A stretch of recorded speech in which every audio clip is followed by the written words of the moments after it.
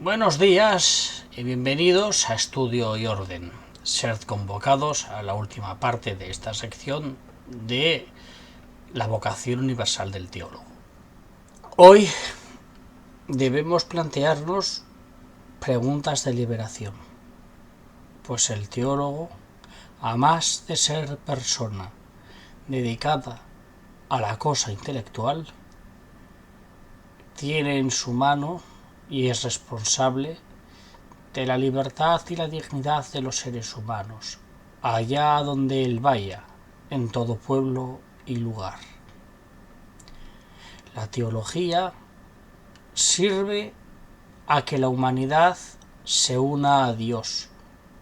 La teología sirve a que la humanidad se una consigo misma, se respete a sí misma y, bajo el noble uso de la racionalidad, camine hacia un camino de plenitud, de amor, de amistad entre los pueblos y, por supuesto, de libertad, autonomía y una expresión que, si bien es en cierto modo liberal, es fundamental: la mayoría de edad. La mayoría de edad moral, intelectual y espiritual de los seres humanos. Una mayoría de edad que no admite de ninguna forma y en ningún sitio dinámicas paternalistas opresivas de personas que quieran manipularnos y explotarnos, monetizarnos, y que quieran, con el uso de una ignorancia, una búsqueda de una ignorancia continua y sistemática de nuestra especie y nuestra raza, lograr esclavizarnos. En todas las épocas históricas se ha hecho un uso continuado de esa ignorancia para someternos y para hacernos dependientes. La religión, no pocas ocasiones, ha sido utilizada para lograr un sometimiento político y económico.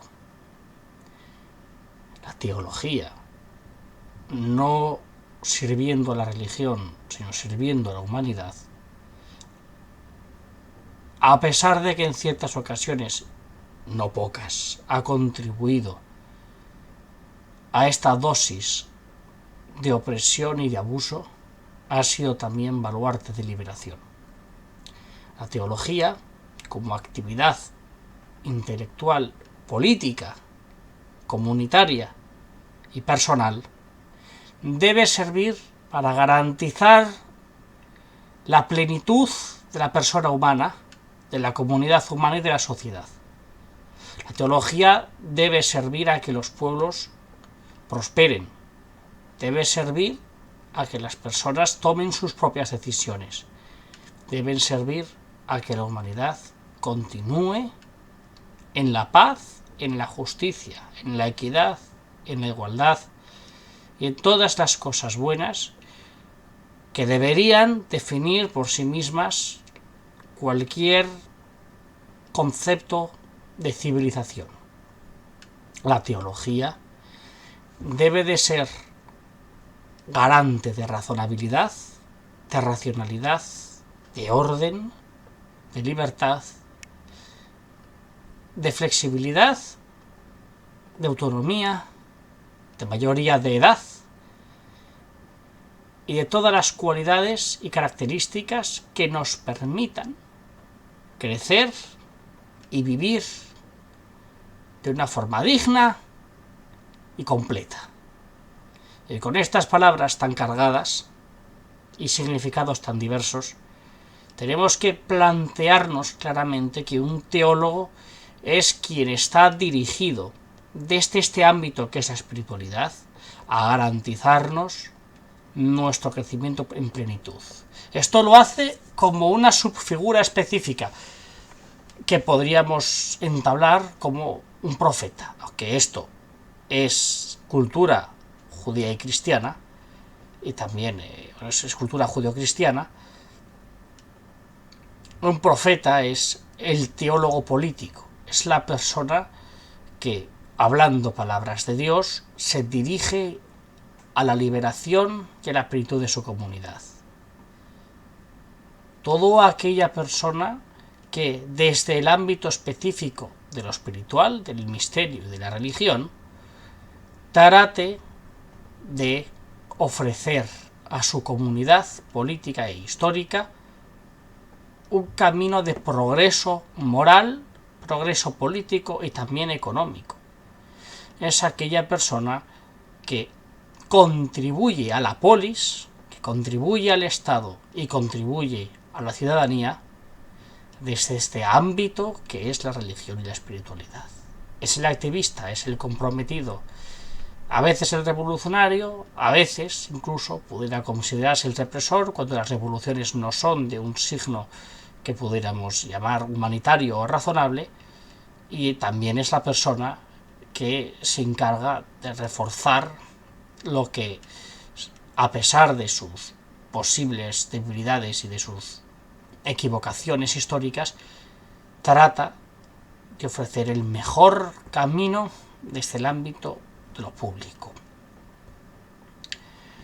La teología, aunque se pueda equivocar, aunque también de manera irremediable, como cualquier activista lo puede ser, puede acabar haciendo el juego a poderes fácticos y deshumanizantes, porque el riesgo no debe jamás erradicar la actividad política. El riesgo de error no debe erradicar nuestros ataques, nuestras defensas, no debe erradicar nuestra participación en la vida pública.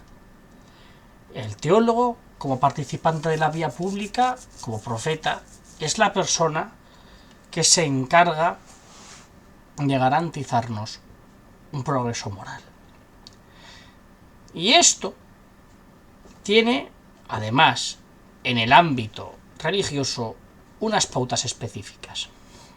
Lo hace de unas formas muy concretas. La primera es a través de luchar contra el fundamentalismo. Todas aquellas posiciones religiosas que lo que hacen es erradicar la libertad religiosa, la libertad espiritual del ser humano por algún sitio, haciendo que unas hipótesis y que unas constituciones, que unas ideas específicas sean las únicas válidas, por supuesto, y bajo esos fundamentos, toda aquella construcción religiosa que se le oponga, eliminarla. Esto es un dogma o una estructura religiosa que elimine sistemáticamente toda oposición. Esto es enemigo frontal de la teología, puesto que la teología, además, por sí misma necesita libertad, es opuesta porque el carácter humano, social de la teología es a favor de la humanidad en su conjunto, en su carácter universal.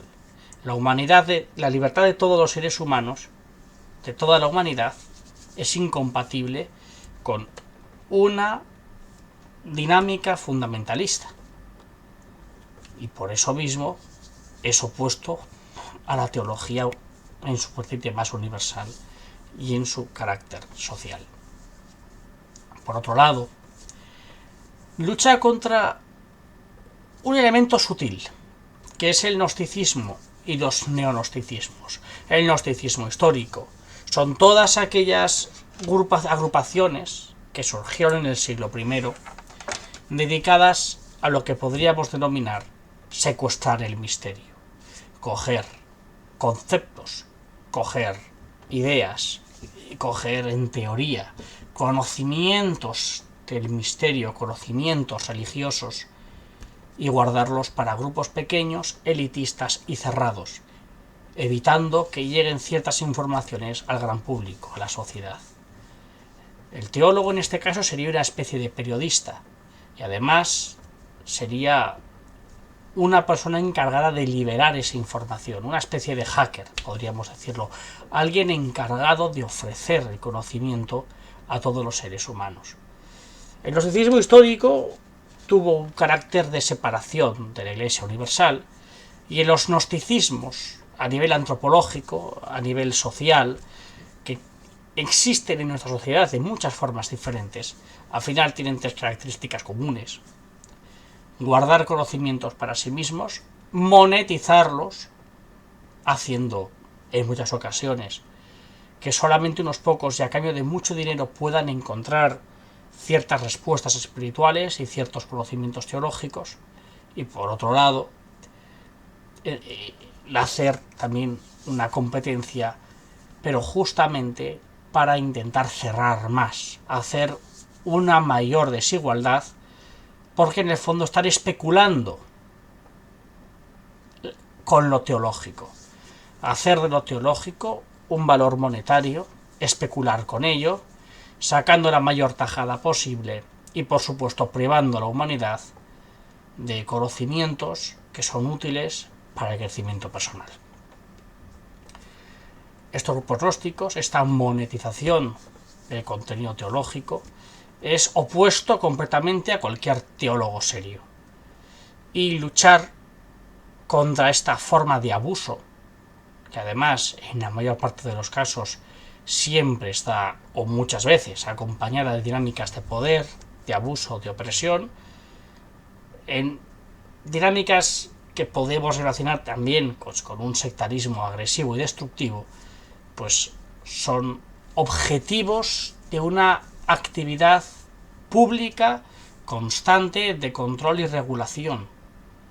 El teólogo tiene que ayudar a despejar la sociedad de grupos que atentan contra la libertad humana, tanto por abuso como también por desinformación, por secuestro de información que pudiéramos denominar en algunos casos incluso fundamental, si es que ha habido alguna revelación espiritual o han encontrado algún camino que funcione o alguna historia. En todo caso, es inmoral, o podemos considerar inmoral, el secuestrar el misterio y monetizarlo, haciendo que los individuos tengan que depender de algo que es universal y que no pertenece a ningún ser humano. Es algo de todos. Por otro lado, los teólogos tienen que crear herramientas que podríamos denominar de código libre. Herramientas espirituales que tienen que generar un conocimiento, siempre desarrollar una investigación que permita a los seres humanos un mejor entendimiento del misterio, una mejor relación con la espiritualidad, crear estructuras de autotrascendimiento que sean útiles y que sean eficientes, que den a la religión la mejor de sus vías de acceso a Dios. Tienen que permitir que los seres humanos puedan vivir espiritualmente y estar siempre desarrollando formas para permitirlo y para conseguirlo. Entonces, en este trabajo, los teólogos son como informáticos dedicados a Linux. Tienen que actualizar continuamente los paquetes existentes y desarrollar nuevas herramientas que permitan que todos los códigos que todos disponemos estén seguros, sean firmes, no tengan fallos, funcionen, sean razonables, accesibles también. Esto es otra cuestión.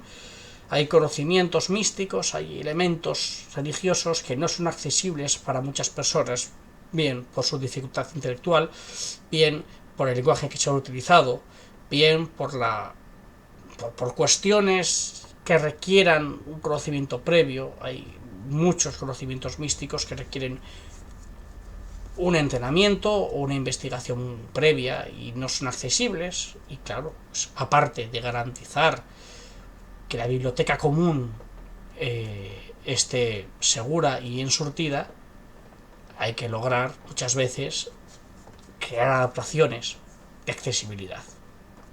En una cosa y en la otra, el teólogo realiza una función social. Por otro lado, la teología tiene que hacer una renegociación continua con los grupos religiosos. Esto es sencillamente entender que hay una dinámica, que es la dinámica de la línea, que podríamos decir, la dinámica de la forma. Si entendemos un lienzo gigante, un lienzo universal en blanco o en negro, o en cualquier color, que sea infinito, en el cual no haya ninguna forma, entendemos que esa libertad infinita que implica ese lienzo no tiene ningún tipo de determinación. Pero no podrá ser otra cosa distinta de lo que es. Ese lienzo será libre, indeterminado, universal, inagotable. Si añadimos una forma, una línea, le marcamos una libertad a ese lienzo y lo convertimos en un plano. Esa línea, al mismo tiempo, es libertad y límite. Es línea, es una cosa definitoria. No es otra cosa distinta. Y tiene unos usos, y tiene unas herramientas. Si le cambiamos de forma, le ponemos un triángulo, le ponemos un cuadrado. Esto es la geometría más básica. Esto al mismo tiempo ofrece otras formas de libertad y de no libertad. Es lo que es, no puede ser otra cosa.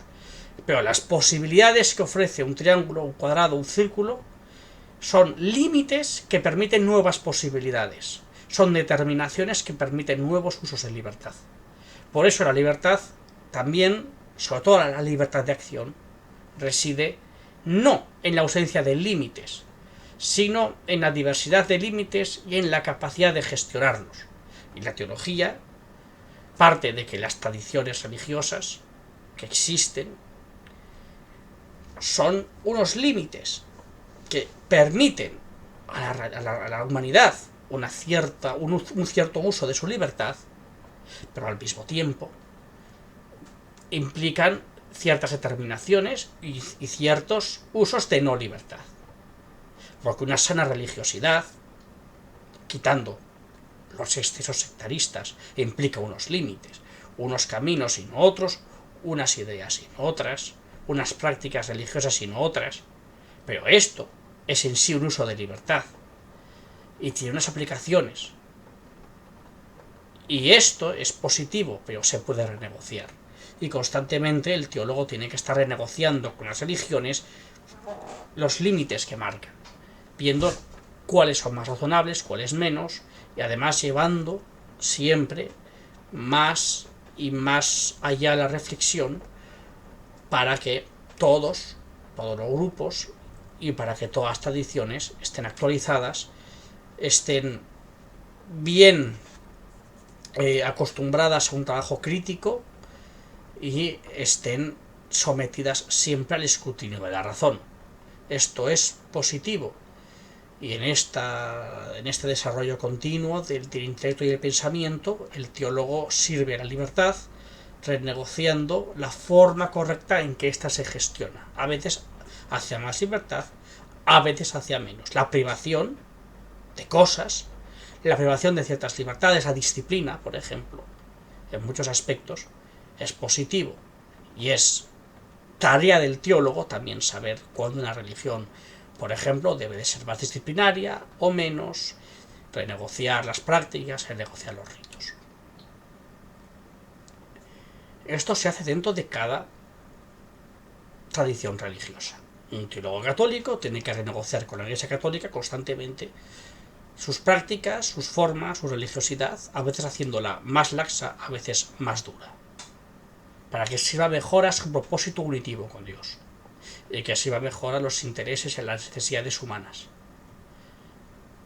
Por otro lado, la teología debe hacer una pedagogía del misterio constante, universal, que vaya más allá, que trascienda las tradiciones religiosas. El teólogo tiene que enseñar el misterio, transmitirlo, y tiene que ayudar a que los seres humanos puedan desarrollarse en el misterio, conociéndolo, y tiene que hacer en cierto modo de maestro espiritual, desde el ámbito más intelectual en muchos aspectos, pero es parte de su tarea. Esto tiene que servir para que las personas tengan una intermediación pública. Esto es una cuestión que no se suele hablar demasiado, Pero hay muchas religiones que se ven a sí mismas como la intermediación entre Dios y el ser humano, y muchas veces creando ciertas dinámicas de poder en ese acto intermediativo. El teólogo, desde una perspectiva universal, se sabe en sí mismo un mediador entre el conocimiento universal humano sobre Dios y la persona que no lo tiene. Es el bibliotecario que te da el libro y te enseña a leerlo. Y esa intermediación, en su salud democrática, en su salud espiritual, es una tarea que ningún teólogo puede de ninguna forma omitir. El teólogo, a través de la enseñanza, el aprendizaje y la pedagogía del misterio, nos da la libertad como un maestro de escuela, no con un autoritarismo vano y basado en el abuso de poder, sino en la guía pedagógica a través del autoconocimiento, a través también del descubrimiento bibliográfico, a través de la paciencia de los libros, de los sistemas, el debate, la reflexión y la interpretación continuas. El teólogo, al final, nos tiene que ayudar a interpretar la realidad de diferentes formas y a ser libres en la administración de interpretaciones. Debe transmitirnos imágenes de Dios diferentes, cada una de ellas, explicarnos por qué unas imágenes sí y otras imágenes no, ayudarnos a tener la suficiente diversidad también ideológica en nuestro entorno. Tiene que ser capaz de ser lo más imparcial posible y también posicionarse de una manera moral propia y hacerlo todo de la forma más flexible, profunda, sistemática y eficiente. Porque tiene que ayudarnos a pensar, tiene que ayudarnos a orar, tiene que ayudarnos a tener una vida plena. En el fondo, tiene que problematizarnos. Tiene que llenarnos de dudas, hacernos pensar, meternos en el laberinto intelectual que son todas las cuestiones religiosas y teológicas. Nos tiene que, al final, hacernos pelear con las mayores dificultades que conllevan las tradiciones religiosas, el pensamiento complejo sobre Dios, que cuando llega, de hecho, a las dinámicas místicas, se convierte prácticamente en una poesía cuyo contenido es inaccesible al razonamiento y tiene que sumirnos en un pensamiento profundo que llega a tal nivel, consigue llegar en ciertos aspectos a tal nivel que rompe la barrera profana y nos adentra en el misterio. En el fondo, esto es un camino espiritual específico. La teología pura, en el más complejo sistema intelectual, puede, algunos dicen que puede romper la barrera de lo material, de lo natural, y hacernos encontrar con lo sobrenatural, con Dios, a través de un estudio profundo y una superación o autotrascendencia del pensamiento mismo. Esto es el máximo nivel. Pero para nuestra libertad y para nuestra plenitud es necesario que el teólogo nos problematice y nos evite quedarnos en dinámicas simples, sencillas y acríticas del misterio. En el fondo, esto sirve tanto para ayudarnos a superar nuestras propias barreras intelectuales, también para superar los fundamentalismos y también para superar simplificaciones sobre Dios, puesto que Dios, a pesar de que sea también lo más simple que el ser humano puede pensar, es al mismo tiempo lo más complicado. Cuando el teólogo, a través de la complejidad de sus materias, conlleva que el sujeto se enfrente a sí mismo, ha logrado su objetivo. Es bastante típico que en teología muchos estudiantes abandonen los seminarios, o abandonen sus carreras, o cambien su vida al enfrentarse a realidades intelectuales y personales que no habían previsto. Porque el teólogo es prácticamente un terapeuta de nuestra racionalidad, ayudándonos a romper con nuestras antiguas creencias, creando también de nosotros mismos la superación de nuestras propias y más naturales sesgos cognitivos, nuestras preocupaciones psicológicas y nuestras limitaciones emocionales. El teólogo también es un poco el psicólogo de nuestra racionalidad, porque no deja de ser un filósofo especializado en el ámbito religioso y también algo mucho más que un filósofo. Es, cuando tiene que serlo, un filósofo puro, al que se le añade